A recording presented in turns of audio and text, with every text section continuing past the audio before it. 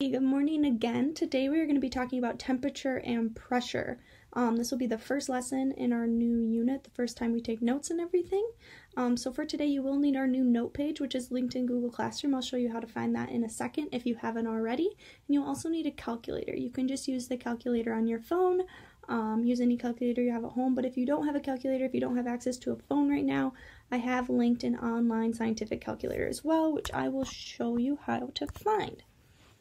So if you pull up our Google Classroom and go into the classwork section, at the very top in our overview, there is an online calculator linked right there for you.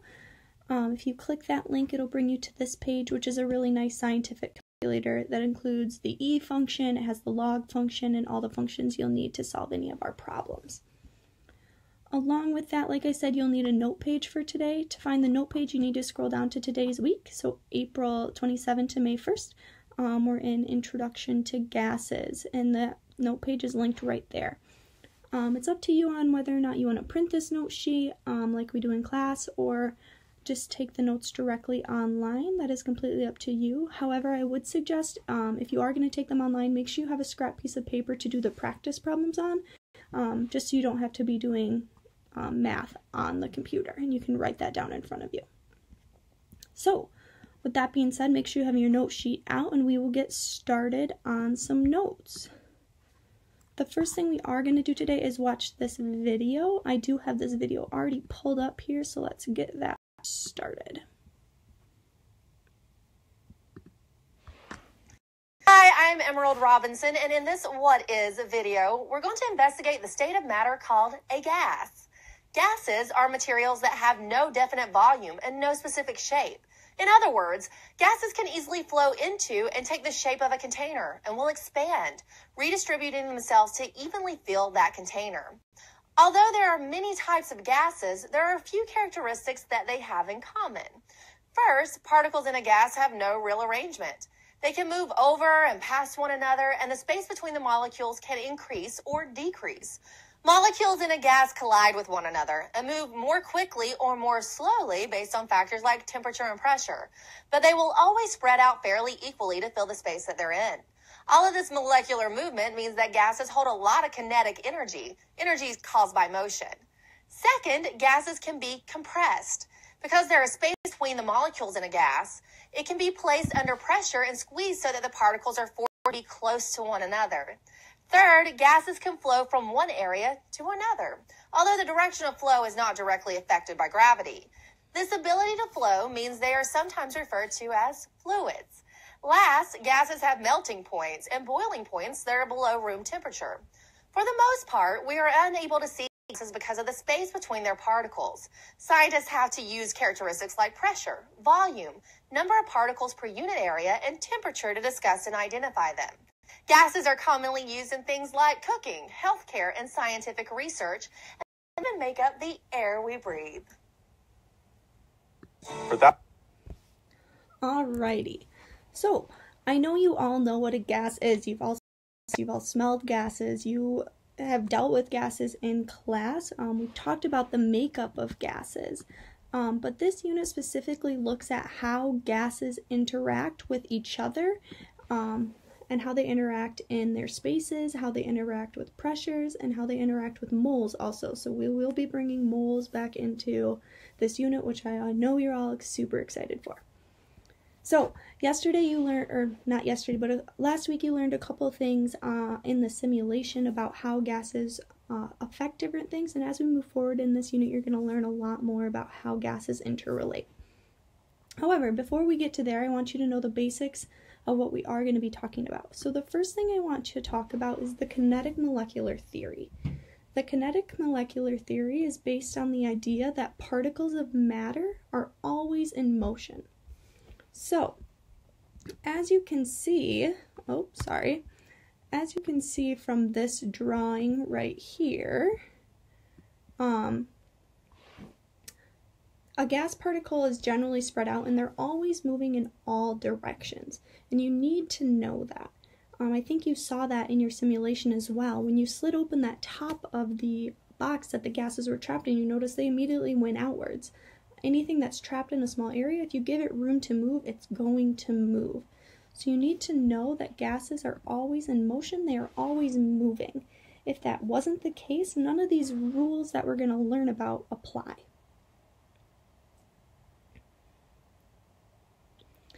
I will try to give some pause time for you guys to write in these videos also, but if you ever need more time, make sure you just pause the video.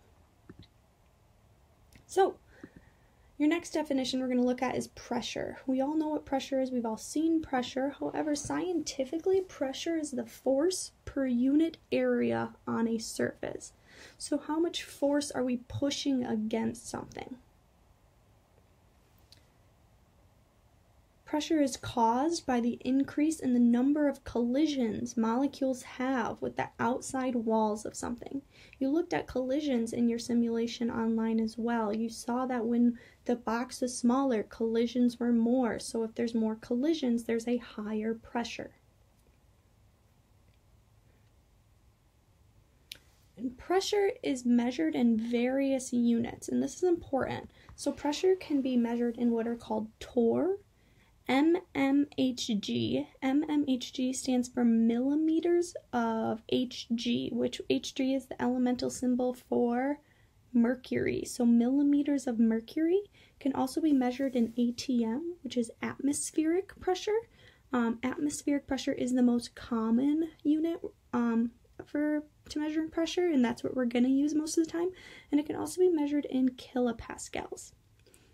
Why this is important to you, you need to be able to convert between these different units of pressure. So just like we did with moles, just like we did with seconds and time and years, you're going to convert between torr and ATM, just like we converted between seconds and minutes, or hours and minutes.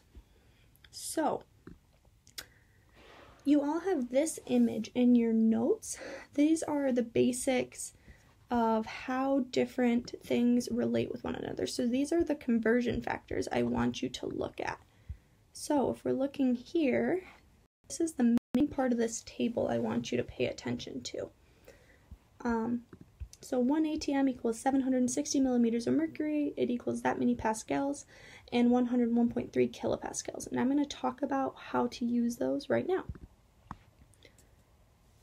Maybe. There you go. So, you have this example in your notes. The average atmospheric pressure in Denver, Colorado is 0.830 ATM. Express this pressure in millimeters of mercury and kilopascals. So, let me switch over here. So, I'm going to go through with you how to calculate these. So, it gives us the number of 0.830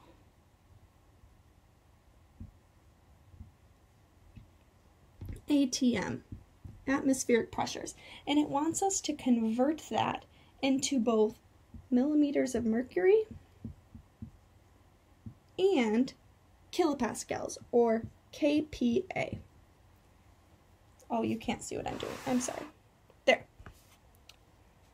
So, our first step, we know when we're converting between one thing and another, if we have something on top, we need to put ATM on bottom to get rid of it. We learned from our table previously that 1 ATM is equal to 760 millimeters of mercury. So that's what we're going to use. So we're going to make our little brackets.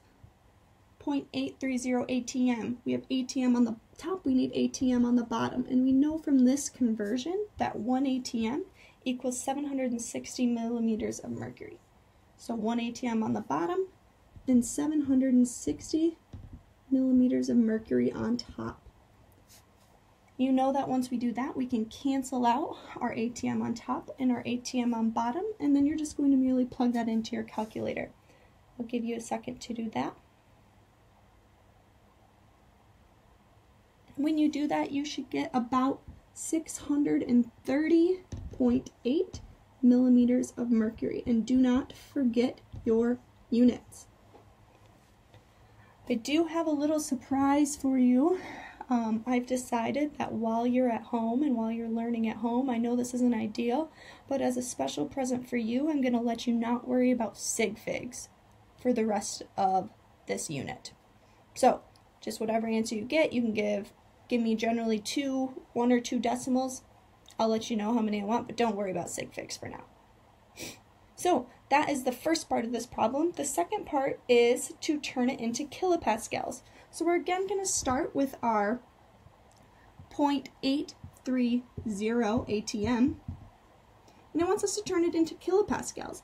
And we know that from our chart on our notes that 1 ATM equals 101.3 kilopascals, or kPa. So this is another one you'll need to know. So we have ATM on the top, we need to put ATM on the bottom. So 1 ATM equals 101.3 kPa. Can cancel out ATM on the top and bottom, and we're left with our kPa, which is what we want. When we plug that into our calculator, you should get 84.1 kPa.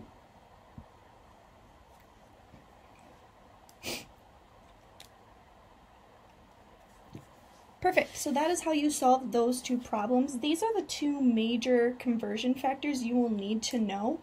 One other conversion factor you will need to know is that 1 ATM is also equal to 760 torr. So torr and millimeters of mercury are the same. You can think of those as the same unit. Alrighty. So, going back to our notes, we have a couple more things I wanted to cover today. Next, temperature. You all know what temperature is. You've all experienced temperature. You all look at it every morning to see what kind of clothes to wear outside. Scientifically speaking, temperature is a quantitative measurement of how hot or cold something is. So, quantitative, what does that mean? Take a second and think, what does that mean? You have to think back to our very first unit in chemistry, way back in August. Remember, quantitative measurement is something with numbers. It's something you can see. So temperature is always going to be a number. And in chemistry, we don't use Fahrenheit to look at our temperatures. We also generally don't use Celsius. We use something called Kelvin. Kelvin is denoted by the letter K, and Kelvin is equal to 273.15 plus Celsius. So if our Celsius degree was 23, all you would have to do to see how many Kelvin that is do 273.15 plus 23. Okay, and you will have to do a couple temperature conversions in your homework. And if you need any help with that, make sure you visit the extra video section, and that'll run through that with you. Volume is your next definition. Volume is the amount of space occupied by a substance. This also isn't a new term for you. We've looked at volume, we've looked at measurements, we looked at how to read meniscuses on beakers and flasks and graduated cylinders. We're going to be looking at how gases relate to volume and how changing a volume can change the different qualities of a gas. Everyone's favorite, the mole. So the mole, which we know is the amount of substance in relation to atoms. We're not going to be converting too much from moles to atoms, but we will be using the amount of gas, and we're going to be measuring it in moles to determine other qualities about a gas. I'm sure you all still have your mole books that we created. I know we didn't get to finish them all the way quite yet, but you can revisit those if you do want to look at moles more. And then to the last thing that we're going to cover today is what is called Dalton's Law of Partial Pressures. This is the first gas law we're going to talk about.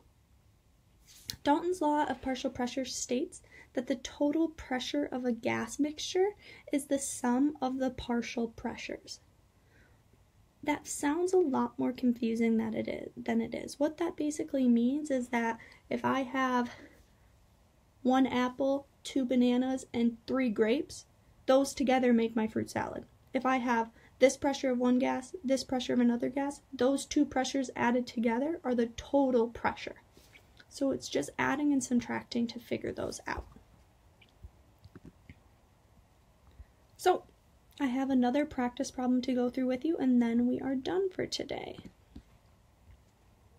So you have this problem in front of you. The average atmospheric pressure in I'm reading the wrong one. A mixture of three gases is at a total pressure of 13.23 atm.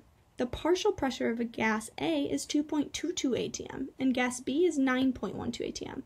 What is the partial pressure of gas C? Alrighty, so let's go back to our whiteboard. I'm going to try a purple marker this time.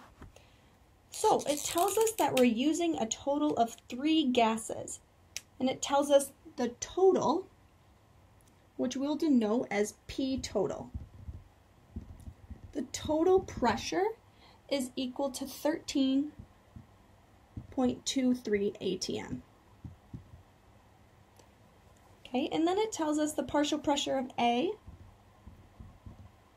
is 2.22 atm.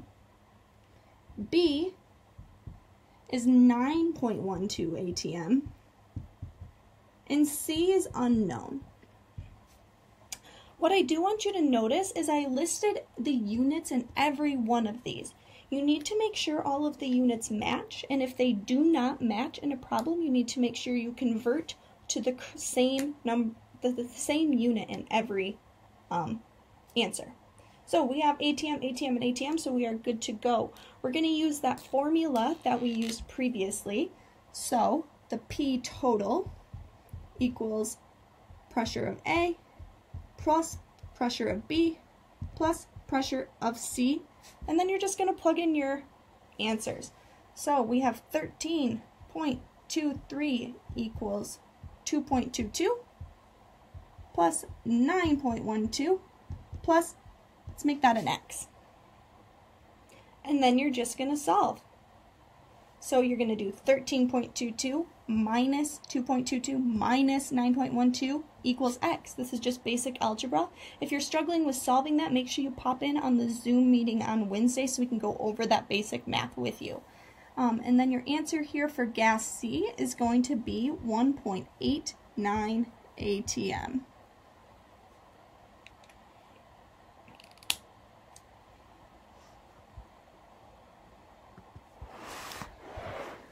So if you have any questions on that, again, make sure you pop in on the Zoom meeting. Another thing I wanted to show you guys before we keep going, I know I talked about this in the introduction video, but just in case you forgot, if you are ever getting stuck on anything, make sure you visit the Google Classroom site and go to the support videos page.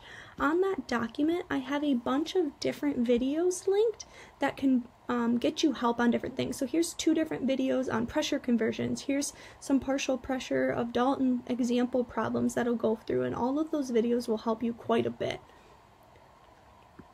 Alrighty, so are done with today's notes, I believe. Your last task to complete today is just some practice problems. So if you go back into Google Classroom, go to our work today. We are on day 3, homework temperature conversions. Make sure you open that up and complete that. Again, as far as completing homework, you can complete it directly on this document, or if you want to do it on a separate sheet of paper, take a picture and turn that in. That is fine with me as well. You can turn this in directly on Google Classroom when you're done, so make sure you turn it in the homework section on Google Classroom, and that is due on Wednesday before midnight, so make sure you have that in before then.